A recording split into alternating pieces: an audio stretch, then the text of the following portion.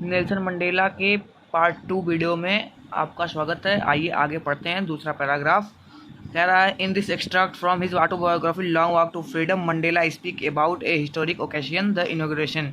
Can you guess what the occasion might be? Check your guess with this news eaten from the BBC of 10th May 1994। कह रहा है in this extract from his autobiography, कह रहा है कि इस उद्धरण में फ्रॉम हिज ऑटोबायोग्राफी अपनी आत्मकथा से, क्या थी उनकी आत्मकथा? Long walk to freedom. Long walk to freedom से मंडेला स्पीक, मंडेला का बोलते हैं about a historic occasion. Occasion का मतलब होता है मौका, एक ऐतिहासिक मौके के बारे में।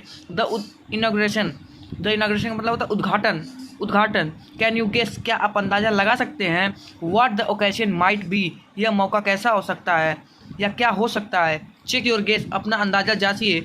With this news item from BBC of 10 मई 1994। 10 मई 1994 के BBC न्यूज़ के साथ अपना अंदाज़ा जांचिए। 10th May dawned bright and clear. From the past few days, I had been presently beside by dignitaries and world leaders who were coming to pay their respect before the inauguration।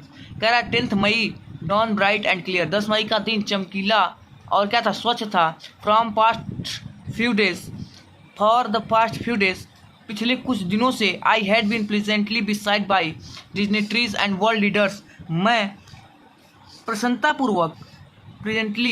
प्रसन्नतापूर्वक beside घिरा हुआ था dignitaries and world leaders के साथ। Dignitaries का मतलब क्या होता है?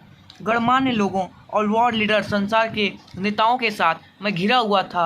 हु वेयर कमिंग, जो कि आ रहे थे, टू पे देयर रिस्पेक्ट, अपना सम्मान देने, बिफोर, वो सम्मान देने आ रहे थे बिफोर द इनॉग्रेशन, उद्घाटन से पहले।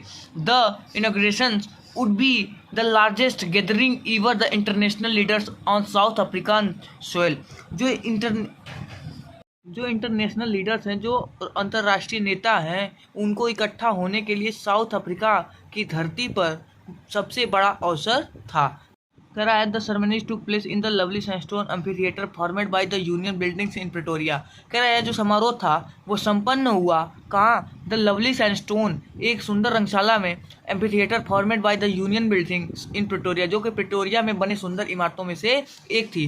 For decades this had been in the seats of white supremacy, अनेकों दशकों से यह जो सीट थी, यहाँ की सीट थी, वो क्या थी? श्वेताधिकार के केंद्र में थी। एंड और नाउ इट वाज, अब यह थी, the site of rainbow gathering of different colours and nation, विभिन्न राष्ट्रों के एकत्रित होने पर, या विभिन्न राष्ट्रों के एकत्रित होने पर, एंड विभिन्न रंगों के एकत्रित होने पर।